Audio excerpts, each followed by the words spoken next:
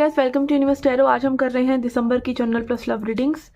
Okay, अगर आप पहली बार आए हैं चैनल पे तो प्लीज़ सब्सक्राइब द चैनल। लौट के हैं तो थैंक यू वेरी मच। 15 से लेके 30 नवंबर की रीडिंग्स में अपलोड नहीं कर पाई थी बिकॉज मुझे अच्छा फील नहीं हो रहा था, तो मैंने रीडिंग्स अपलोड नहीं करी। ओके, और अगर आपको कोई भी पर्सनल गाइडेंस चाहिए तो आप रीच आउट कर सकते हैं। मैं एक एस्ट्रोलॉजर हूँ, रेकी हीलर हूँ, न्यूमरोलॉजिस्ट हूँ and tarot reader of course हूँ ही। ओके, व्हाट्सअप नंबर आपको डिस्क्रिप्शन बॉक्स में दिया है। अगर आप टैरो रीडिंग सीखना भी चाहते हैं, आप टैरो कोर्स करना चाहते हैं तो भी आप रीच आउट कर सकते हैं। और अगर आप क्रिस्टल्स या ब्रेसलेट्स आप परचेज करना चाहते हैं तो you can reach out. Okay, crystals are available, 50 rupees से स्टार्ट है क्रिस्टल, बट आपको एटलीस्ट ये 4 क्रिस्टल की लेनी पड़ेगी kit. Okay, this is worth 299 and also bracelets are also available that are worth 299 each. Okay, let's get started with your reading. ये general readings हैं guys, तो प्लीज़ रिस्पॉन्सिबली इन readings को देखें। ये नहीं कि इसको आप एडिक्शन बना लें, ठीक है। हाँ, जिस रीडर से आपकी थोड़ी सी रेजोनेंस होती है, जिसकी बात आपको समझ में आती है, ठीक है, उनकी रीडिंग्स आप देख सकते हैं। आपका एंटरटेनमेंट भी हो जाएगा और आपको थोड़ी सी इनसाइट भी मिल जाएगी, नॉलेज भी मिल जाएगी, और आपको दिख भी जाएगा कि भाई माया का दर्पण आपको क्या दिखाना चाह रहा है, क्योंकि after all the world is a mirror, ठीक है। तो जो आप सोच रहे हैं वही चीज़ें कहीं ना कहीं मैनिफेस्ट हो रही हैं, तो आपको पता भी चल सकता है, ठीक है। तो आपको उसको बहुत ही रीजनेबली और रिस्पॉन्सिबली देखना चाहिए, ठीक है। तो let's get started with your reading. Hi Gemini, let's see क्या मैसेज है आपके लिए। पहले देखेंगे जनरल मैसेज। इस डेक से हम लेंगे 1 कार्ड। ओके, हमारे पास है ट्रेडिंग। ओके, तो यहाँ पे जो मैसेज आपके लिए आ रहा है यूनिवर्स की तरफ से वो यही है कि आपको अवेयरनेस से एक्ट करना चाहिए। लाइक देखिए, समझिए चीज़ों को, फिर उस पर रिस्पॉन्सिबली एक्ट कीजिए। लाइक जो आपका न्यूट्रल वे में, लाइक अगर आप उस सिचुएशन में ना होते फिर आप क्या करते, ठीक है। जैसे हम अपने बेस्ट फ्रेंड को एडवाइस देते हैं कि ये कर लो, क्योंकि हम उस सिचुएशन से अटैच नहीं है, हमारा उसमें कोई इंटरेस्ट नहीं है। तो ऐसे ही आपको अवेयरनेस से एक्ट करना चाहिए, इमोशंस में बहकर नहीं, ठीक है। और कॉशन लेके, लाइक प्रो एंड कॉन्स होते हैं ना, प्रोज एंड कॉन्स जानकर ही आगे बढ़ना चाहिए। और अगर आपको ऐसा लगता है कि नहीं, सिचुएशन जो है यू नो आपके आउट ऑफ कंट्रोल है, तो इसका मतलब कहीं ना कहीं आपके इमोशंस आप पे हावी हो रहे हैं, ठीक है। कोई भी सिचुएशन ऐसी नहीं है जिसको आप हैंडल नहीं कर सकते, नहीं तो यूनिवर्स वो आपको देगा ही नहीं, ठीक है। लेट्स सी नाउ, इसको थोड़ा क्लैरिफाई करते हैं किस बारे में हो सकता है ये। कि वी हैव जजमेंट, यस, कहीं ना कहीं यूनिवर्स आपको जगा रहे हैं कि जागो। जागो किस चीज़ के प्रति? अपने प्रति, ठीक है। हम अपने प्रति ही तो जागते हैं। आपको बार बार अवेकनिंग अवेकनिंग अवेकनिंग बोला जाता है, स्पिरिचुअल अवेकनिंग हो रही है, ये वो, तो क्या बोला जा रहा है कि प्रेजेंट मोमेंट के प्रति जागो, ठीक है। और क्या है स्पिरिचुअल अवेकनिंग का मीनिंग? कि आप इस चीज़ के प्रति जागो कि आप ये बॉडी नहीं हो, आप ये माइंड नहीं हो, आप चेतना हो। और आप देखते हो जब, और आप अपनी बॉडी से, यानी अपने इमोशन से, बॉडी मीन्स इमोशन, वाइब्रेशन, ठीक है। बॉडी से आप डिटैच हुए, वाइब्रेशन से, इमोशन से डिटैच हुए, और माइंड में जो थॉट्स चल रही हैं उनसे डिटैच जब होते हैं तो एक प्लेन, एक ब्लैंक स्पेस रह जाता है, हम वो हैं। और उसके थ्रू हम उन दोनों चीज़ों को, यानी माइंड और बॉडी को ऑपरेट कर सकते हैं। ऐसा तो है नहीं कि हम कुछ करेंगे ही नहीं और बस जी बैठे बैठे खाली बैठे रहेंगे, दीवार देखते रहेंगे या पंखे देखते रहेंगे, ठीक है। ये नहीं करना है आपको। आपको अपनी ज़िंदगी को वैसे ही जीते रहना है, क्योंकि अगर ऐसा भी होता कि भगवान ने आपको सिर्फ स्पिरिचुअलिटी में ही डालना होता तो वो आपको कोई संत महात्मा बना देते, कोई जैन मोंक बना देते, पर भगवान ने आपको आप बनाया है।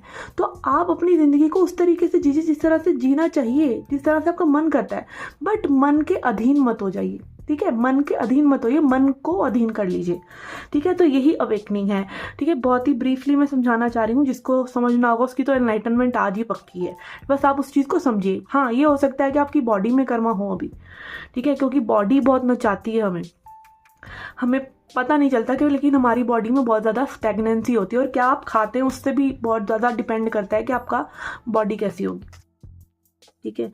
लेट्स सी और क्या मैसेज है हमारे पास। We have knight of swords. Yes, आप अगर किसी चीज़ के बारे में बहुत ज़्यादा सोच रहे हैं और आउट ऑफ बैलेंस जा रहे हैं किसी चीज़ों को लेकर, तो अभी है जागने का टाइम, ठीक है। जागो मोहन प्यारे। एडवाइस देख लेते हैं आपके लिए, एडवाइस क्या है, ठीक है, कोई चीज़ें अगर आपको बहुत ज़्यादा विचलित कर रही हैं, एंग्जाइटी लेके आ रही हैं, तो अवेयर हो जाइए कि क्यों। अपने आप से वो क्वेश्चन ना फॉरएवर बार बार क्वेश्चन मार्क लगाते रहना अपनी लाइफ में कि क्यों ऐसा फील हो रहा है, क्यों ऐसी थॉट्स आ रही हैं, किससे मिले थे जो ऐसी थॉट्स आ रही हैं, क्या खाया था जो ऐसी थॉट्स आ रही हैं।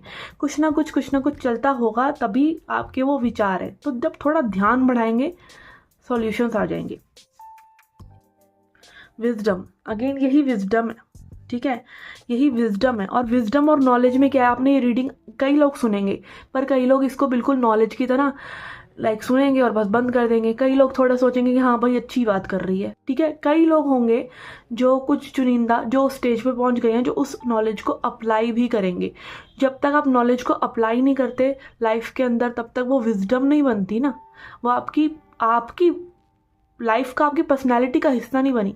तो विजडम आपके अंदर कब आता है, जब आप, नॉलेज तो आपके पास सब होगी, आप कितनी बार ये बातें सुन चुके होंगे, पर अप्लाई करा क्या, अप्लाई करने से वो विजडम बनता है, ठीक है। एंड फॉरगिवनेस, यस, फॉरगिवनेस तो सबसे ही बड़ा लेसन है, क्योंकि आप भी ह्यूमन है और कोई जिनसे आप डील कर रहे हैं वो भी ह्यूमन है, ठीक है ना। तो आप किसी को भी, इतने बड़े कटघरे में तो किसी को भी नहीं खड़ा कर सकते कि भैया आपको बिल्कुल माफ़ी मिलेगी ही नहीं, ऐसा कोई कुछ भी कर ले। यहाँ तक कि जो क्रिमिनल्स होते हैं उनको भी सुधरने का मौका दिया जाता है। तो हम तो इतनी कोई बड़े क्राइम्स कर ही नहीं रहे, या उन लोगों के बीच नहीं रह रहे जो इतने बड़े ही क्राइम्स कर रहे हैं, ठीक है। तो वो भी इंसान है। और अगेन जीसस क्राइस्ट के बारे में अगर आपने सुना हो, तो उन्होंने, जिन्होंने उनको टांगा था ना क्रॉस के ऊपर, उनके लिए भी बोला था कि माफ़ कर दो इन्हें, और इनको पता नहीं है ये क्या कर रहे हैं, ठीक है। और ये भी बोला जाता है, to err is human, to forgive is divine, कि गलती करना तो मनुष्यता है, बट माफ़ कर देना दिव्यता है, ठीक है। तो अगेन फॉरगिवनेस, बहुत बड़ा दिल चाहिए माफ़ करने के लिए, बहुत बड़ा। और अगेन विजडम चाहिए फॉरगिव करने के लिए। तो अगेन अवेयर हो जाइए, जो चीज़ें आपको परेशान कर रही हैं उनको अवेयरनेस से देखेंगे तो सॉल्यूशन मिलेंगे। विजडम लेके आइए अपने अंदर, विजडम अप्लाई कर करके लेके आइए, और माफ़ करिए लोगों को, ओके, और खुद को भी। जो भी हुआ उसको लेट गो आप तभी कर सकते हैं, ओके। तो ये थी आपकी जनरल रीडिंग, लेट्स सी और love life reading now. Okay, आपके पर्सन की एनर्जी के लिए यहाँ पे हम लेंगे 3 कार्ड्स। आप यूनिवर्स से प्रे कर सकते हैं कि सही मैसेज, सही क्लैरिटी आपको इस रीडिंग के थ्रू मिले, और हमारी भी यही आशा है, ओके। तो 3 कार्ड्स लेंगे और उनको क्लैरिफाई करेंगे।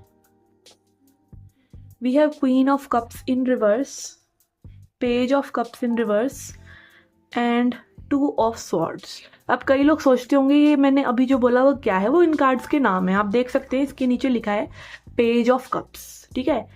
कुछ कार्ड्स के नीचे नाम नहीं लिखा होता तो उन्हें हम जानते हैं नाम से, ठीक है। 2 ऑफ स्वॉर्ड, तलवारों वाला 2 ऑफ स्वॉर्ड्स।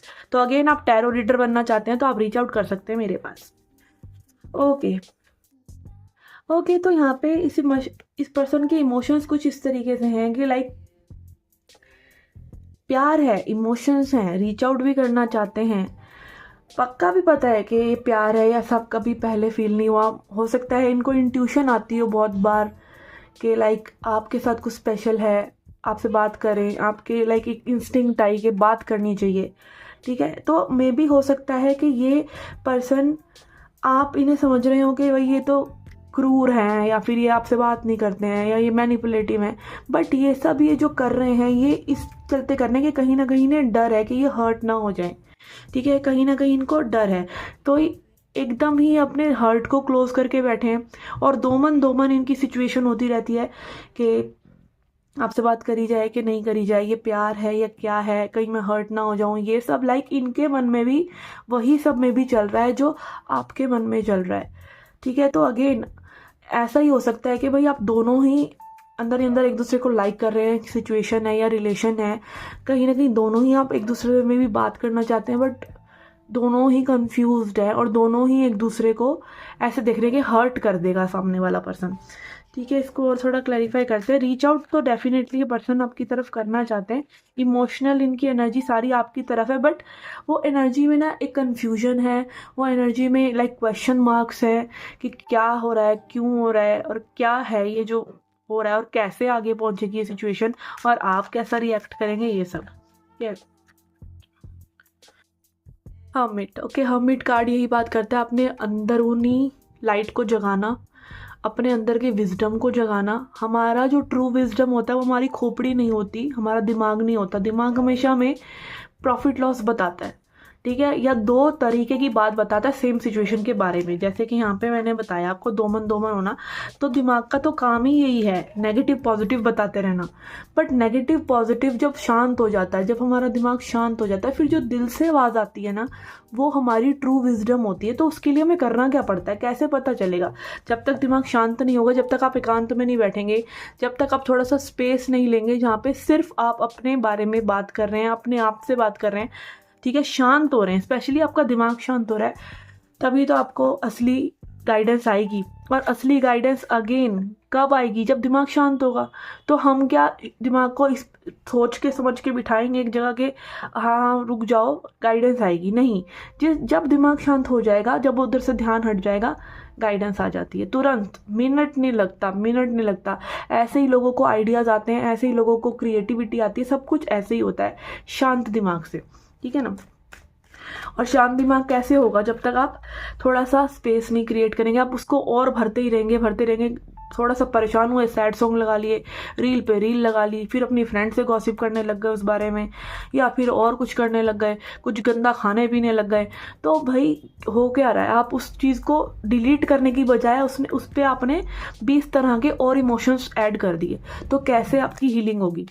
हीलिंग तो आपकी तभी होगी ना जब पहले वाला डाटा डिलीट करोगे और उस पर चढ़ाते चले जाओगे, तो कैसे आपकी हीलिंग होगी?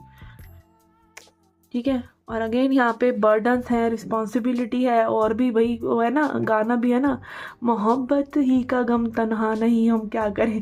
तो बाकी तो संसार है ही आपको दुखी करने के लिए, तो सिर्फ मोहब्बत का गम नहीं है, ठीक है ना। यही इस पर्सन की स्थिति। अब देख लेते हैं आगे क्या कर सकते हैं पर्सन, कोई एक्शन लेंगे या इस कनेक्शन में आगे क्या हो सकता है। We have king of cups in reverse, death, okay, wheel of fortune, yes, transformation होगी।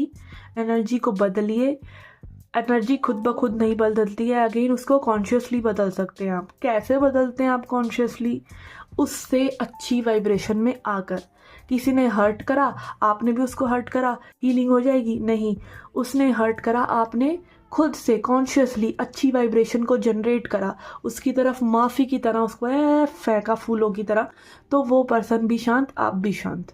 तो अगेन इसीलिए बोला जाता है कि लव जो है ना, इतनी हाई वाइब्रेशन है कि आप कॉन्शियसली जब लोगों को प्यार देते हैं, क्यों संत महात्मा कहते हैं भाई सह लो, कोई कुछ कह रहा है तो सह लो, पी जाओ, ठीक है, उस गुस्से को पी जाओ, अपने गुस्सों को कंट्रोल कर लो, अपनी इंद्रियों को कंट्रोल कर लो। वो एक्चुअली में आपको क्या कह रहे हैं कि आप जितना शांत स्वभाव के होंगे उतनी ही शांति आपके अंदर आ जाएगी। क्योंकि सामने से कोई, वही बात है ना कि दो हाथ से ताली नहीं बजती।